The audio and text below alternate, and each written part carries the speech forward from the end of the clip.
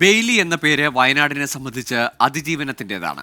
മുണ്ടക്കൈ ചൂരൽമല ഉരുൾപൊട്ടലിൽ സർവ്വതും നഷ്ടപ്പെട്ട സ്ത്രീകൾക്ക് സർക്കാരും സന്നദ്ധ സംഘടനകളും നൽകിയ സംരംഭത്തിന്റെ പേരും ബെയ്ലി എന്ന് തന്നെ. സംസ്ഥാന സർക്കാരിന്റെ 4ാം വാർഷികാഘോഷത്തിന്റെ ഭാഗമായ എന്റെ കേരളം പ്രദർശന വിപണന മേളയിൽ അതിജീവന അടയാളമായി നിൽക്കുകയാണ് ബെയ്ലി.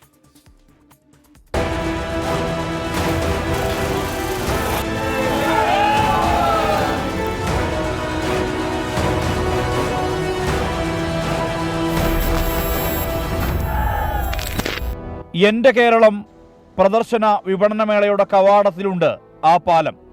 എല്ലാം തകർന്നടിഞ്ഞവർക്ക് മുന്നിൽ പ്രത്യാശ നൽകിയ സൈനിക കരുത്തിന്റെ പ്രതീകം.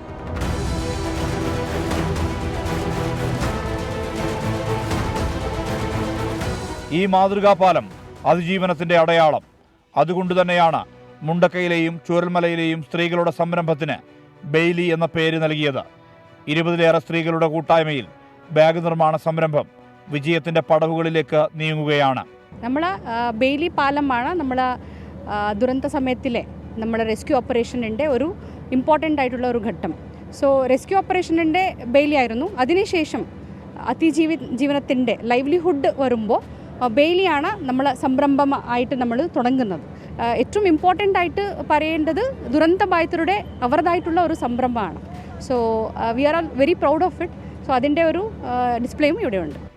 എൻ്റെ കേരളം പ്രദർശന വിപണനമേളയിൽ മുണ്ടക്കൈ ചൂരൽമല നിവാസികളുമുണ്ട്.